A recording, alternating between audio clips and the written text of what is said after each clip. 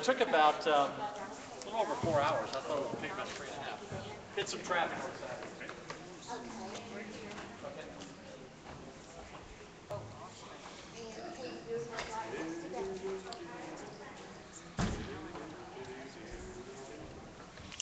So here we have Katrina Pearson, Senator Dan Patrick. I don't know. That's Peggy Venable, Americans for Prosperity. So we're getting ready to start. It's 2:25 on Saturday, the 13th of April.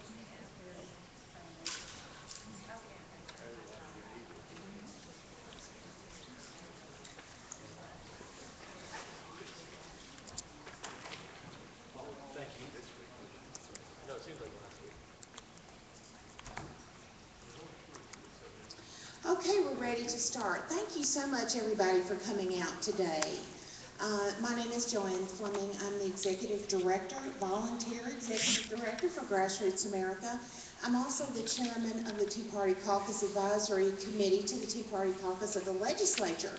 And I'm so happy to be able to introduce you to some of the most courageous people I know on the front lines of something that's important to all of us, and that is education in the state of Texas. You're here because you care about education, and really and truly, we should have this room completely full with people lined up down the highway to get in here, because this is about the future. And there are a lot of people that use a lot of catchy slogans about the future, but I'm going to tell you, in my experience, the people who really care about education are the ones that are in the trenches trying to find out the facts about what's really going on in our schools. And when I go across the state and I speak to groups, I tell them, it's not enough for you to complain about your public schools. You need to know the name of the trustee, the school board member who represents you on your local school board. You need to know the name of the school board president. You need to attend school board meetings, because everybody talks about how we want to have local control. Local control only matters if you use it. It's not enough in our community to be drive-by critics. We should be trying to find out what is wrong in our own public schools or what is going right.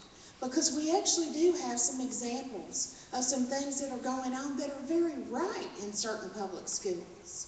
I will tell you that the teachers I know, and I have some really good friends who are teachers and retired teachers, some of them in the audience today, I applaud them for what they do. I could not do what a teacher does. I don't have the patience and that type of skill set to do what teachers do.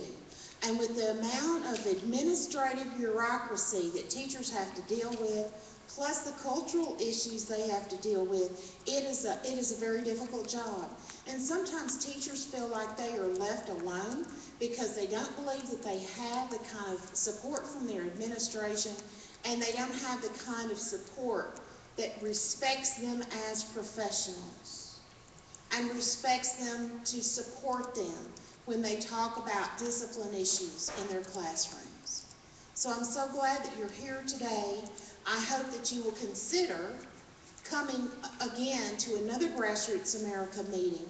We're one of the largest constitutional conservative organizations in the state of Texas. We meet every week, and we are 4 years old.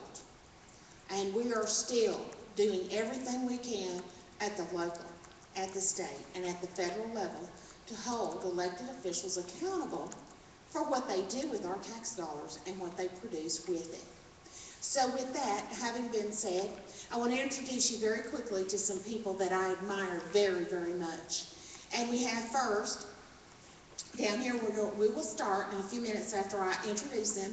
We have Reverend Kev Tatum. And I have watched many of his videos and read a lot of his writings, and I will tell you, amen. Amen, Pastor. Katrina Pearson, a very good friend of mine. Katrina serves on the Tea Party Caucus Advisory Committee with me. Katrina Pearson is also on the board steering committee for the Dallas Tea Party and the Garland Tea Party, and I mean a real trooper. I enjoy working with Katrina very much, and you will also see her many times on Fox News. She's a regular on Cavuto.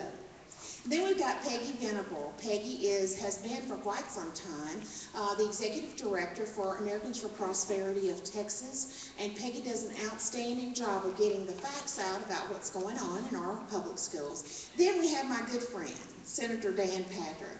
Senator Patrick is the chairman of the Education Committee for the Senate, and he is leading the way on education reform and doing a very good job. And it's a difficult job, and I think Dan will probably tell you why his job in the Senate and why getting good legislation is difficult sometimes because of the rules of the Senate. He will tell you about that. Dan is also chairman of the Tea Party Caucus of the Texas Legislature. So now, if you have your cell phones on, please turn them on silent. And if you have to answer a call, please wait till you get outside before you start answering the call. Thank you so much, and give them your good attention. Thank you again for being here.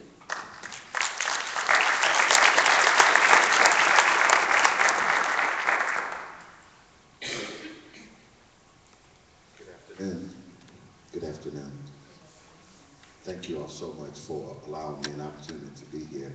I want to first, after commending Ms. Flemings and all of those who organized the event, I want to apologize for my tardiness. I'm from Tyler.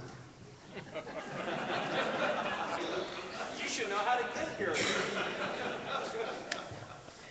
All of my family lives here on my mother's side and my father's side. But I've never been this far into Tyler. So this is a good experience, but please forgive me. So much is going on. I'm just thankful to be here.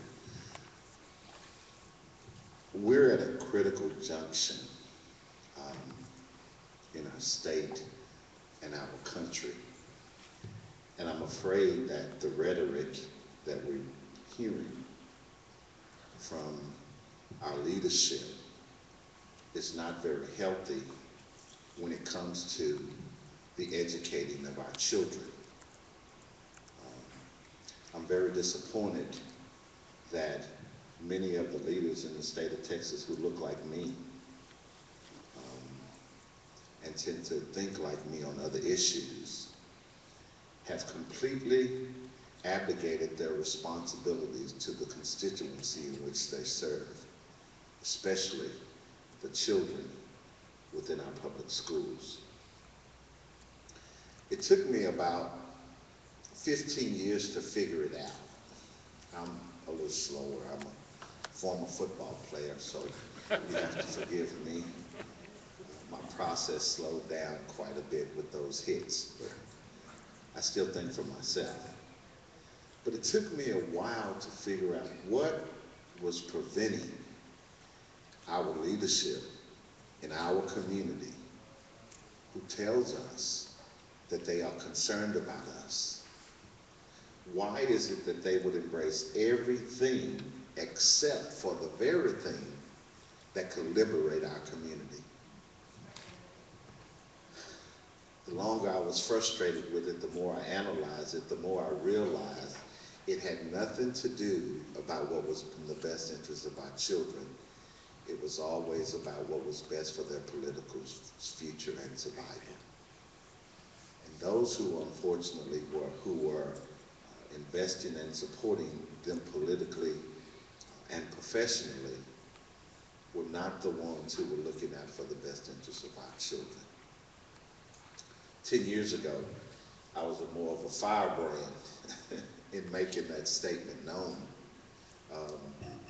Before Senator Patrick made it to the Senate, we started publicly challenging black legislators in terms of why are you ignoring the plight of our children? And instead of them having a courageous conversation, they began to retaliate and attack and demonize and criticize, marginalize, and minimize our perspective in terms of why we need liberation within the black community through school choice. For the last 9 years, I've been recovering many of us, Glenn Lewis, who was a former state rep out of Fort Worth, Ron Wilson out of Houston, Representative Ken Grustendorf in the House, so many of us who were fighting for liberation and education were attacked, demonized, criticized, and oftentimes defeated with propaganda and subterfuge. And that was the last 10 years.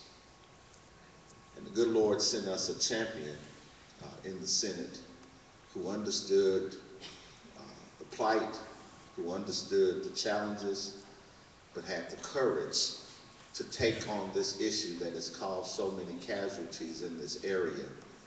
He took on the issue and he's pushed it to the forefront. And that's none other than our friend, Senator Dan Patrick. And I'm thankful, and so many of us are thankful, that he's had the courage. And this is a courageous move. The courage to push this issue to the front of the agenda in spite of the barrage of attacks on him personally and the Republican Party in general, and especially my friends in the Tea Party, who I, as a poor black Baptist preacher from inner city Fort Worth, also believes we're taxed too much already. Amen. So we're allowing other folks to define who we are and what we stand for. And as a believer, I think it's time for the church, whether you're Baptist or Pentecostal, Catholic, or Mormon, or any other religion who understands the moral depravity that has consumed our public schools. And now we no longer have public schools. In many of the schools in which I represent and look forward to giving those parents opportunities to get out, they're not schools anymore, they're cesspools. So I'm here with you today to reach out across any line that has been superficially put in front of us, to move it out the way, to sit down with all of you and embrace an idea that this country was built on freedom, and that freedom comes with a price. And it comes with a price not for us who have already lived our lives in many ways. It comes for a price for those who are yet unborn. And friends, let me tell you, with the kind of money we're spending for public education and the kind of results we're getting from public education, there will be no future for our children who are yet unborn unless we stand up, remove the lines, drop the drama, and support people like Dan Patrick and others, Senator Campbell, who have put their careers on the line in order to open up freedom again for our great state and for our children. So I'm here for you, I'm here with you, and I'm fighting with you, and I want you all to know, as Dr. King said to us, and we remember, that we're all caught in an inescapable network of mutuality, tied in a single garment of destiny. And whatever affects one directly affects all of us indirectly. For some strange reason, I can never be who I ought to be until you are who you ought to be. The rich man can never be who he ought to be until the poor man is who he ought to be. And we can never be the kind of state we think we are until we look out for the least of those children who are trapped in a burning schoolhouse, and they need your help. Thank you, and God bless you.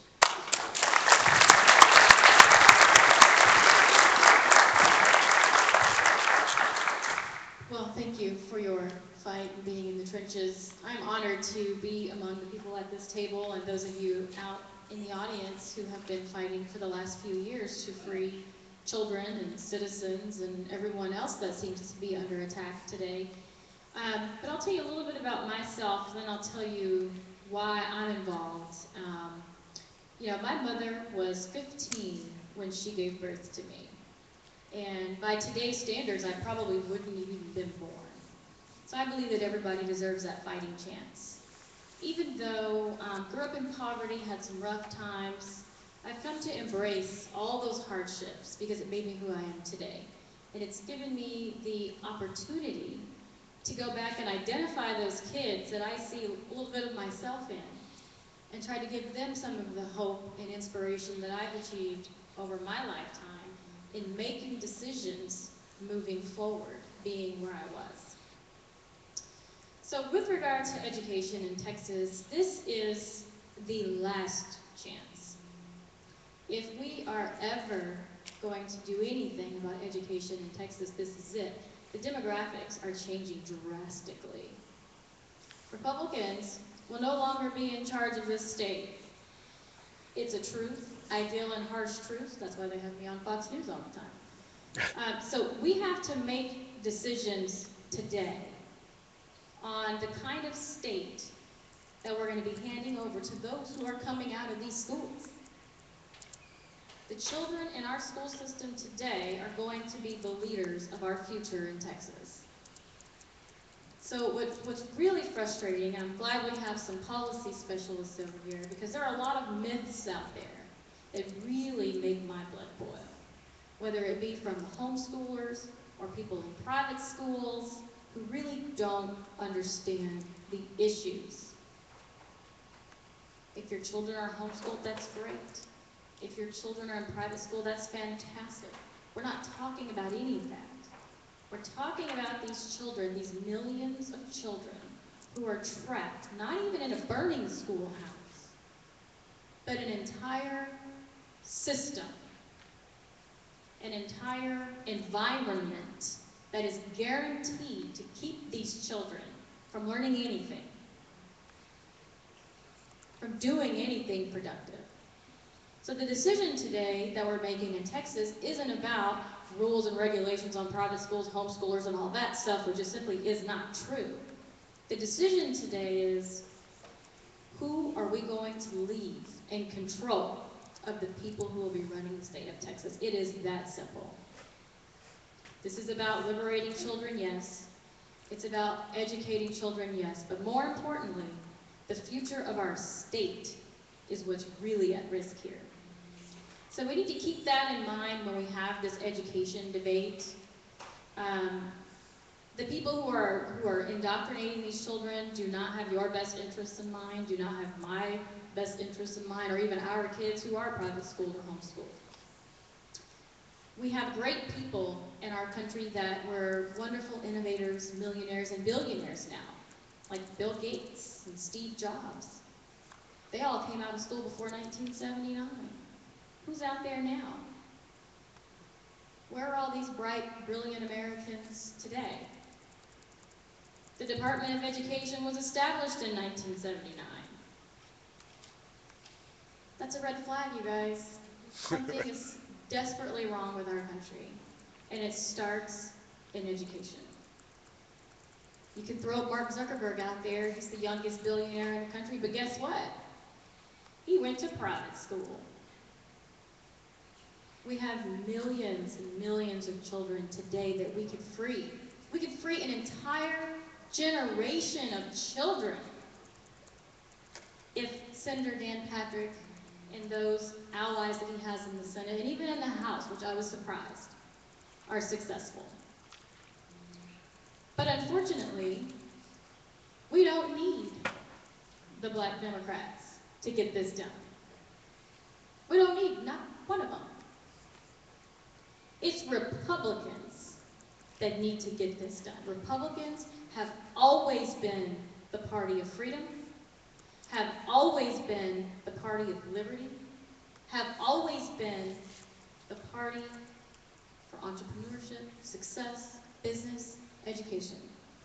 And it is Republicans that are holding up this process. The Reverend mentioned Martin Luther King. I think Martin Luther King was too moderate. That's probably why I'm sitting here today, because I grew up listening to somebody called Malcolm X. And what Malcolm X said is, you go get an education and you start your own business so you don't have to go and ask anybody else for a job. That's the message that I heard growing up. So, I'm here today to tell you that I came from inner city, teenage mom, drug addict, suffered through all kinds of abuses and things that you can only imagine. But the difference between me and my siblings even, and those who grew up around me, which some of them are dead today, the difference was I was pulled out of that environment my freshman year in high school. Ended up in a little town called Forney, Texas. Graduating class of 300. Culture shock for me, but it saved my life. And I know that today. And that's why this is important to me, because I know so many other kids who may have parents that seem like they don't care about them, that may have parents that are drug addicts on welfare. But I can promise you this, if those same parents that we've all given up on had the opportunity to put their children into a good school, they would do it hands down. Because they know that if they could give their kids an opportunity to not be like them, they would take it in a heartbeat. So really, it is up to Republicans in the state of Texas to decide what happens next in education. Thank you very much.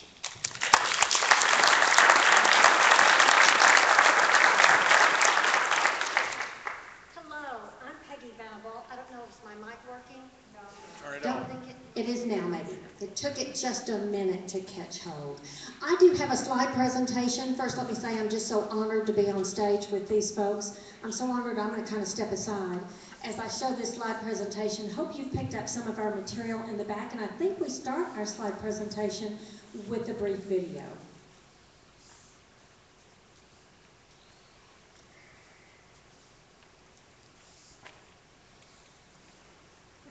If it works.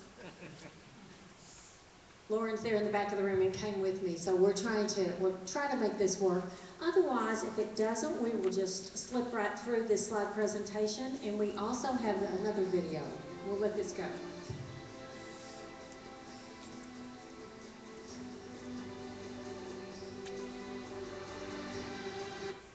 Doesn't look like the audio is completely picking up. Okay, so audio's not picking up. We'll just go to that first slide. Why don't we do that? And I'm going to step down here so I can see it too, because we modify this everywhere we go. But, you know, public education 30 years ago, that was me. I actually was the first White House liaison for the U.S. Department of Education under Ronald Reagan. And many of you might remember he came out with the iconic report, A Nation at Risk. And in that report, I'm not going to read this, we basically found out, much to our shock and chagrin, that the U.S. was not leading other developed countries in education, that we were falling further and further behind all the time. Let's go to the next slide there.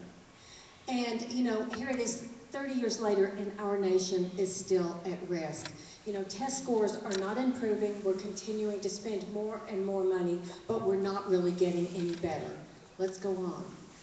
And you know what went wrong? It was not a lack of attention. We continued to focus on what's going on in our schools. That's the #1 issue for most voters, certainly for legislators. It isn't a lack of funding. In Texas public schools alone, if you picked up this little infographic that we left in the back, it shows that Texas public schools over a 10-year period were funded at a rate of 5 times faster than student enrollment. That was 1999 to 2009. That is simply unsustainable, but pretty remarkable that we did it. Let's go to the next slide. In Texas today, let's face it, we have about 5 million students. 1/10 of the student population in the country is in Texas schools. We spend about $54 billion a year on K-12 education, and yet 315,000 students are going to failing Texas schools. And over 100,000 kids are on wait lists just to get into charter schools. Let's go to the next slide. And I'm not going to read all these, but the fact is, I am sick and tired of hearing the education lobby at the Capitol demanding three things. They're demanding more money, less accountability, and no competition. They want to maintain their monopoly status, get more money, and they want to be less accountable to you and me. And I think that's really disconcerting, and we need to keep that in mind, and that's what legislators are hearing every single day. They need to be hearing from you. Let me go to the next slide. Here's that chart again, how much expenditures in Texas have risen relative to student population growth. How many of you heard in the media said that last session they cut education spending? How many of you heard that? I sure did, from everywhere. The fact is the legislature put still more money into education. But the claim was what they did not fund growth. Folks, our schools are growing in the state. Yeah, we're growing, but only 2% a year. We cannot continue to fund it at 5 times that rate every single year. Let's go to the next slide. And yet, Texas school districts are in debt. We are $107 billion in debt, and I include principal plus interest. This is according to the official website, the Texas Bond Review Board. And I saw some signs as I was driving in. Joanne, I know you and I have talked about this. There is a school district bond initiative before you now, I understand. Does anyone know just how much Tyler ISD is in debt right now? Tell you a little story. I had one of my own school board members call me and encourage me not to oppose a bond initiative coming up. And I said, you know, do you know how much debt there is after listening to her, all the needs of our kids? And she was really quiet for a moment. You could have heard crickets. And then she said, well, I'm ashamed to say I don't know. To which I meekly said, you should be ashamed. And shame on you, but the fact is most of them on the board probably don't know. By the way, it is $1.2 billion. Billion with a B. We have a bigger school district than you do, by almost twice, but you are $280 million in debt. You're over $250 million in debt right now. Just for your information. People need to know that as they go to the polls, and there's some legislation that would encourage them to better promote or provide you with that information. So when the schools say that they need it for the kids, let us remember one thing. Every dollar of debt that we incur, we are incurring on the backs of our kids and grandkids. We are leaving them a legacy for sure, but that legacy is a legacy of debt. Not the legacy most of us want to be leaving them. Let's go to the next one. You know, it was amazing. I appreciate so much what Katrina said. You're so right, Katrina, that on the ballot last May, how many of you, don't raise your hand, if you vote in the Republican primary, you were asked this question. Too bad Democrats weren't asked it. But you were asked the question, do you want the education dollars to follow the child to the school the parent chooses, public or private? And guess what? 84.3% of the Republican voters said yes. Now, some legislators will try to tell you, oh, well, they didn't mean private, they meant public. No, it very clearly said private there. They'll use all kinds of excuses, but I will share with you, by virtue of that, we also have a handout, which I hope you get. First school choice vote of this session. It is the House Appropriations vote last Thursday. When a Democrat legislator came to the mic and offered amendment number 95, which said that they would agree not to fund any school choice programs. Now, it was poorly written, it was poorly conceived, it was a bad idea, and he was saying, vote to end any discussion about helping these kids. Vote to end any consideration of helping these kids. Well, folks, I want to make sure everybody knows how every one of those House members voted. So we have a chart at the back of the room, or a list. Those who voted against school choice, and sadly, folks, 52 Republicans voted with 55 Democrats. Now that is shameful. They voted with the education lobby and against their own constituents and how they voted in the primary. By the way, it's also in the Republican Party platform. Let's go to the next slide. Now, charter schools are a form of school choice, and I will tell you, your next speaker has been a champion for school choice and for charter schools, public and private school choice. And Senate Bill 2 just passed the Senate, and I heard many accolades for Senator Dan Patrick, chairman of the Senate Education Committee, and I sat in on every one of those hearings, as did many of us, and heard what a masterful job he did working with those folks who don't agree with us.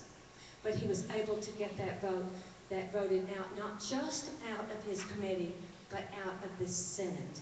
That is an incredible feat. Now we have to put the pressure on the House. Let's remember there are these education lobbyists that you and I are funding. And by education lobby, I mean all the educrats that are also there with their hand out. They're really lobbying, in my opinion, for the kids. I mean, for the adults in the system, not for the kids. And I appreciate everything that Dan Patrick is doing. He is a real hero to all of us. But in Texas, we have 460 charter schools, 110,000 kids in those schools. And let's remember, there are 101,000 kids on wait lists to get into charter schools in Texas. Let's go to the next slide. And with charter school success, you know, it's amazing that 2/3 of the studies conducted have shown that the charter schools perform just as well or better than traditional schools. And charter schools are generally in the very neediest neighborhoods. Some of these charter schools literally take dropouts. Kids that didn't make it in public schools and that public schools really don't want. Hats off to them. They do some great work. I'm going to do an event Monday night in Kingwood with the Charter School Association. Let's go to the next slide. I think we're about through here. And how can Texas improve? Well, we want to see Senate Bill 2 passed. It will increase access to charter schools in Texas. Now, let me tell you, you may hear from some folks that they feel like they didn't get enough out of this bill. Let me assure you, the Charter School Association is happy that this bill doesn't eliminate the cap, but lifts it. And lifts it in a manner that they can continue over the years to grow the charter school numbers more each year. And that is great news. Let's see, so let's go on to the next slide there. I'm not going to read about these opportunity scholarships. You know, the senator also has legislation that is for well, I'll let him talk about his legislation. I don't usually get to be on a forum with him, so I usually talk about that. We're going to let him talk about his legislation. We'll go on to the next one, but the key is for kids to have opportunities, whether it is a public education dollar that is following the child to the school, or whether the businesses have given a scholarship so those kids can have a chance. The key is to get them out of failing schools. And folks, let me just say this. I think part of the key is how many of us believe it is freedom when a kid is assigned by government to a public school based on their zip code. That is not freedom. How can we possibly accept that? And I was speaking in one area, it was Trinity ISD, where that school district is failing. And I said, you know, if government had told you that you must shop at grocery store XYZ, and you walk in and the produce is spoiled and the milk is rancid, you would be rioting in the streets. Why aren't you rioting in the streets? Folks, we have to get mad. We have to get busy. We have to support our legislators that are doing the right thing. Some of these bills are moving forward, some of them are sitting. We're very interested in the parent trigger now. We definitely want to see the schools being graded A through F. The charter school legislation is really Senate Bill 2 now. And an achievement school district really is a way for the failing schools to be, get some new leadership and start to succeed. Let's go to the next slide. And, let's see, if our sound works, we'll get to hear a brief video that we did with Reverend Tatum. We can hear the music, but we can't. There's one track that didn't make it on there. You've already heard from Reverend Tatum, but look how nice he looks there in front of Kevin. I have to tell you, we have a series of 5 videos. One of them is the mother of 2 children that are disabled and one that is gifted and talented. And she is advocating for Senate Bill 115 that would give school choice to disabled kids. There are some great bills before the legislature. It's now, we're up to the wire. We have to push and get these bills forward. And the true leader in the Texas legislature leading this charge is the next speaker. I thank you, and I'm going to turn it over to Senator Dan Patrick, Chairman of Senate Education. Thank you, Peggy. Can we go back to that last slide that showed the list of bills? Would you mind doing that? First of all, how many educators do we have in the crowd? All right. How many current teachers? All right. And former teachers? All right. Thank you for what you do. Let me introduce my wife, Jan. She's sitting in the back row of the white blouse. You can stand up. She's a retired teacher. Kept me good company on the drive over, the drive back later today. We were in San Antonio last night at an education awards banquet. And let me just tell you that I'm privileged. We started the Tea Party caucus last session. And I didn't know Joanne before that. I didn't know Katrina before that, and many other people I've met. And we have real champions around the state who are working hard on their time, on their nickel, on their dollar, to try to keep Texas being the leader in America and in the world. Do you realize that there is no other place in the world that has the freedom and the prosperity and the economy of Texas? Nowhere.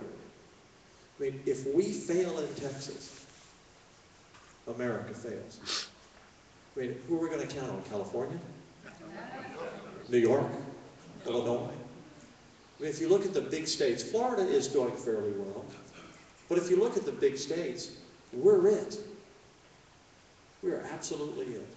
And in terms of politics on the Republican side, if we lose Texas, there'll never be another Republican elected to the White House, because the electoral votes of Texas and New York and California would add up to such a number that you could never overcome the math by any other combination of states.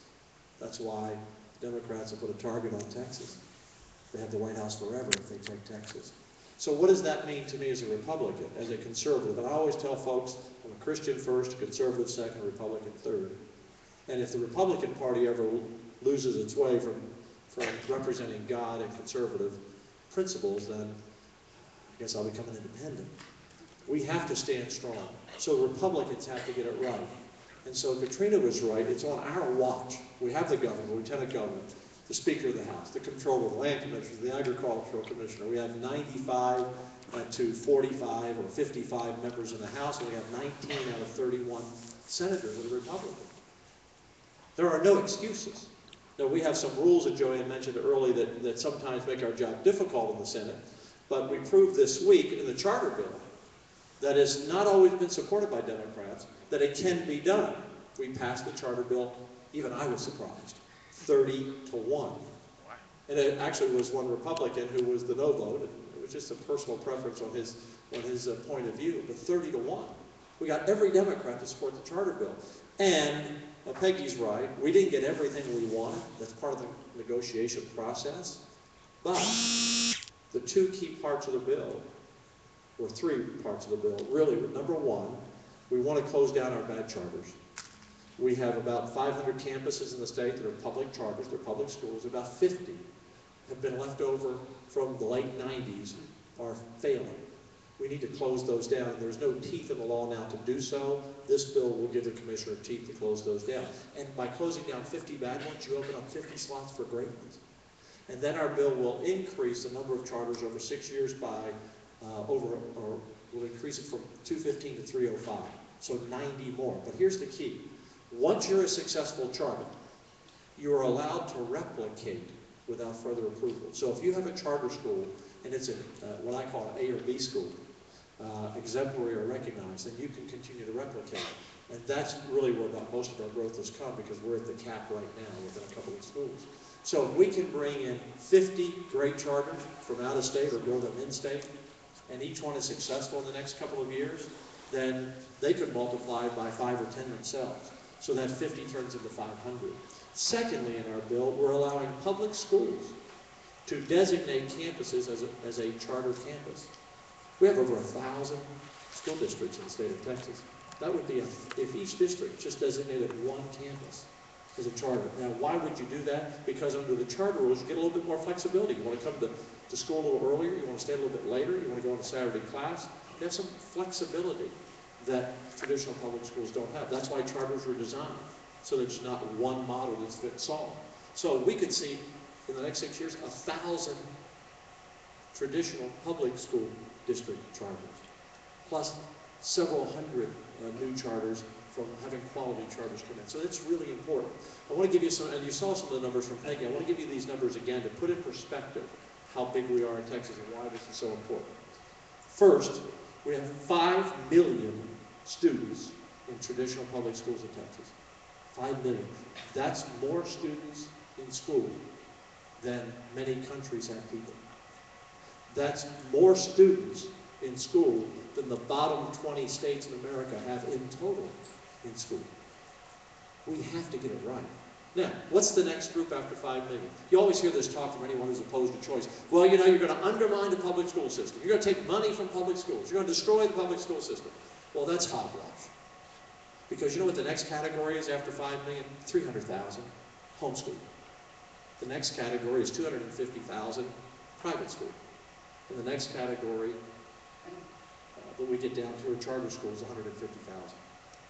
So 5 million in public schools, 300,000 homeschool, 250,000 private, 150 in charters. We will always have 90 to 95% of our students in traditional public schools. That's why we have to get that right. And sometimes those who oppose choice will say, but Senator, why don't you just put billions more into our traditional schools and fix those schools in the neighborhoods that he courageously goes out and represents? Well, we've been doing that for years, as Peggy said, and we haven't turned a lot of those schools around. They're famous dropout factories. We have 8,500 campuses, K through 12 in Texas. Remember, big school system, 8,500 campuses.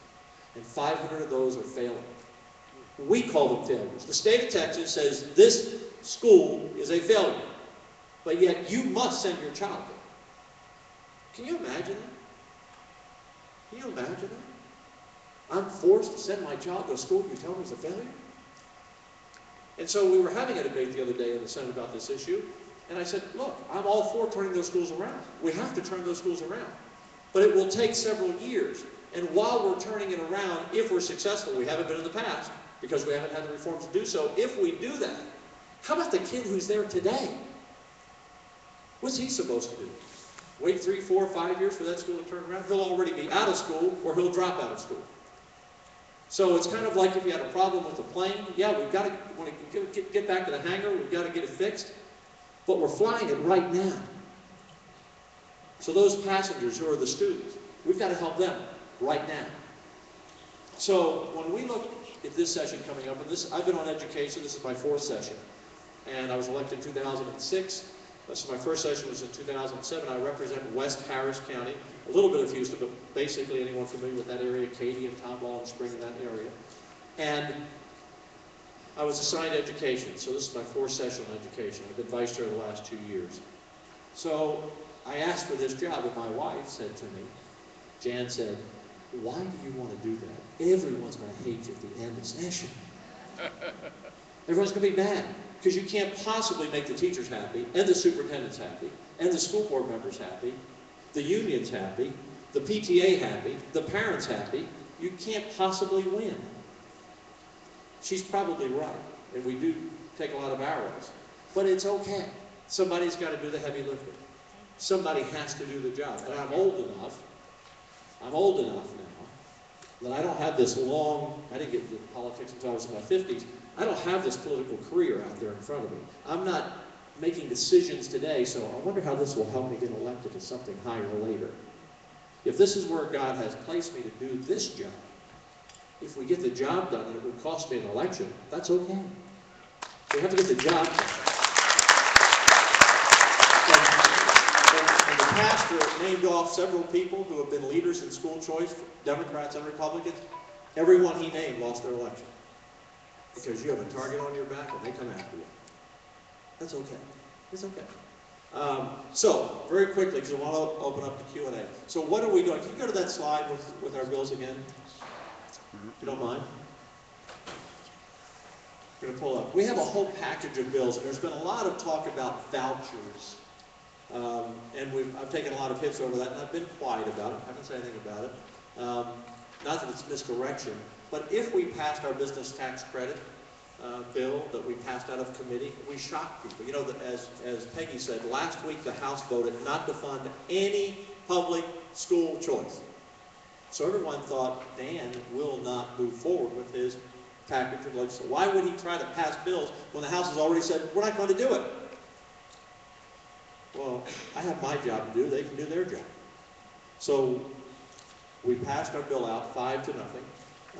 1 Democrat, 4 Republican for our business tax credit, Senate Bill 23. What does that do? That simply says if you're a small business, you can take a deduction from your franchise tax.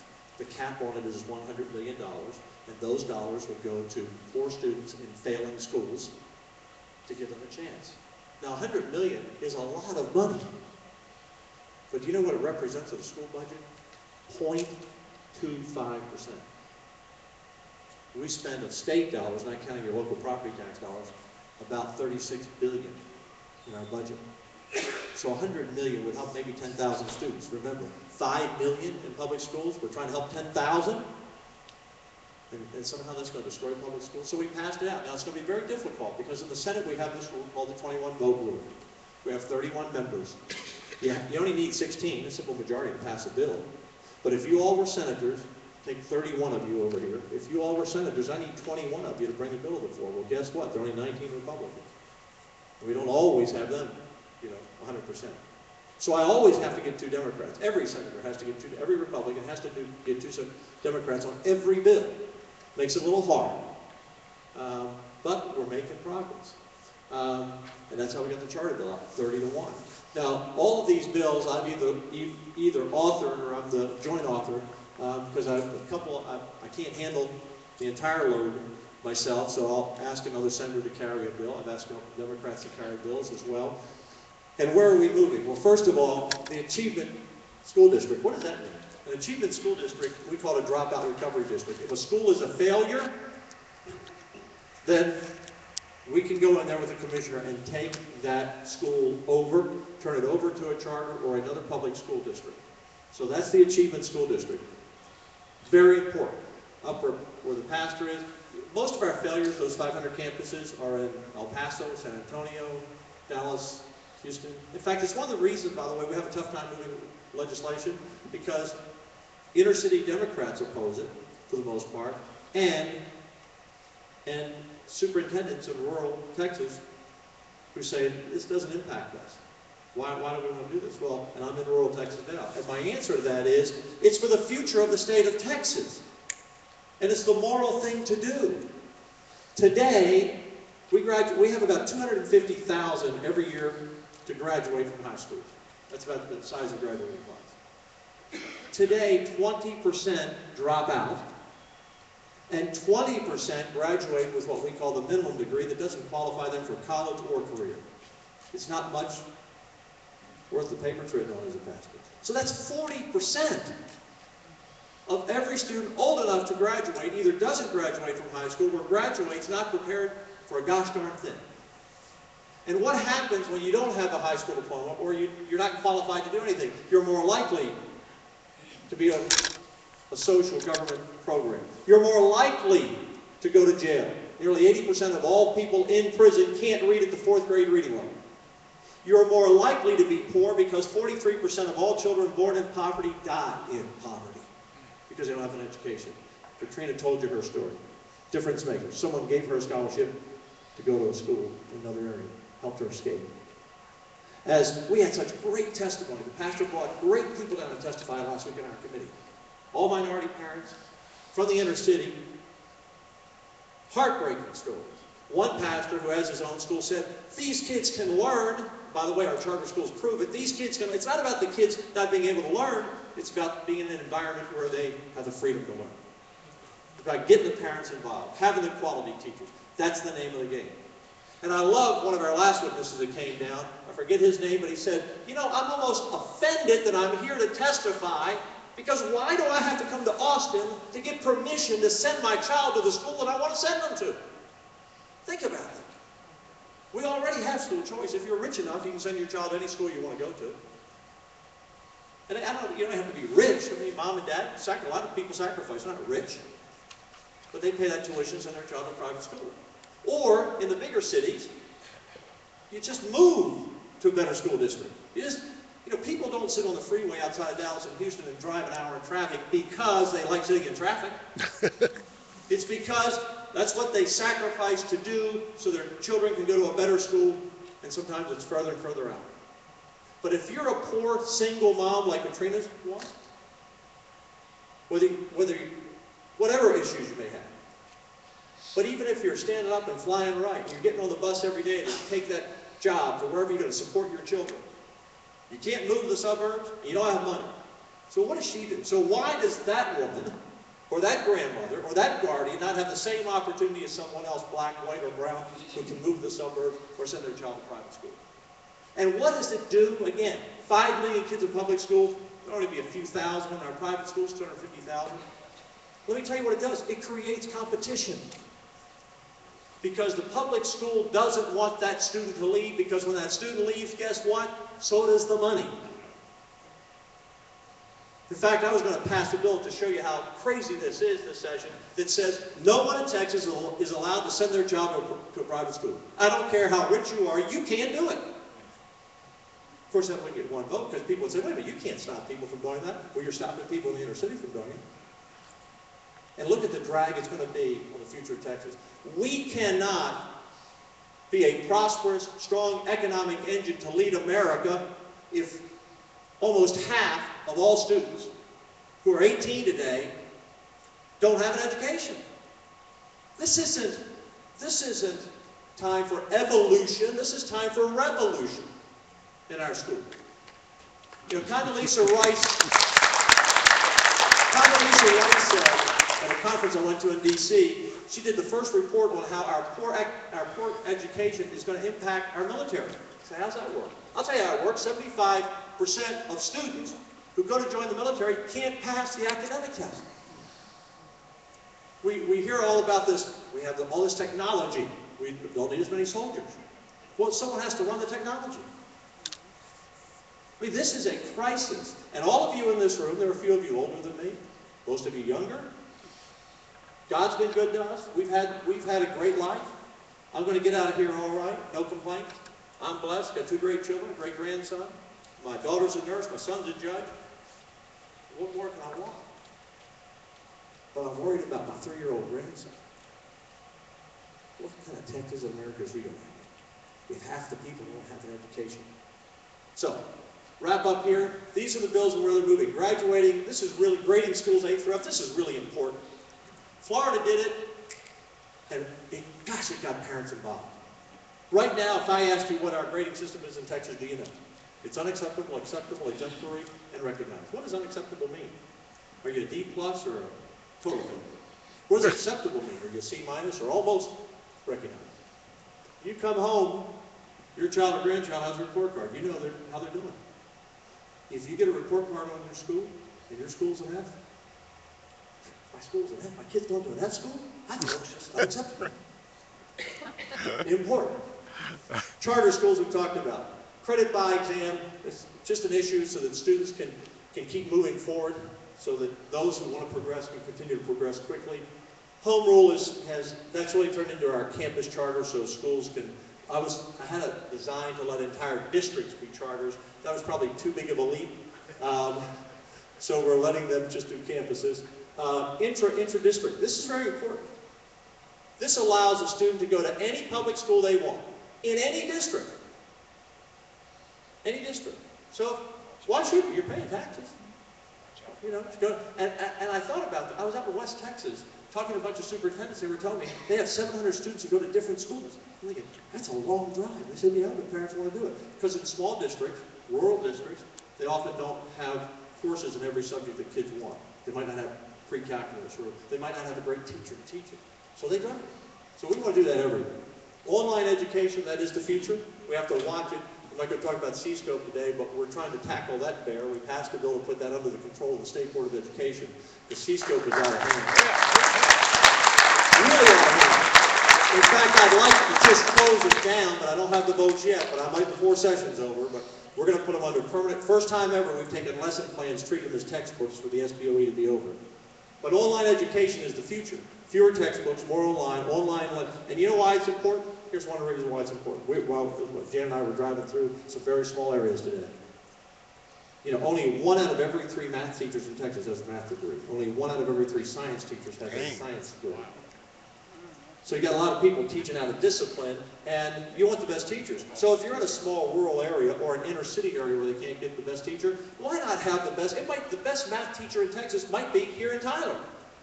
Why not let that math teacher be online teaching that lesson? It just makes sense, and that's how kids learn. Parent trigger. 50% of parents plus 1 can take over a school if it's a failure for 3 years in a row. Parents come in, take it over. You're a failure for 3 years in a row. That'll create competition.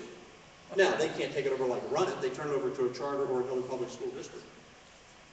And teacher effectiveness, just reevaluating teachers. Every one of these bills we have passed out of the Senate committee or off the Senate floor. Every one. And people said, well, if you fail on vouchers, then you fail. If I pass all of that, if we pass all of that, it'll be the biggest transformation of public schools we've had in decades. Plus, we passed more legislation to help special needs students foster children in schools. So with that, this is why it's important. Why is it important to you sitting here where you have a pretty good school district? Why is it important to you if your kids are good or your grandkids? Because the future of the world is not a safe and stable place. Look at what we're dealing with North Korea today. The world depends on America.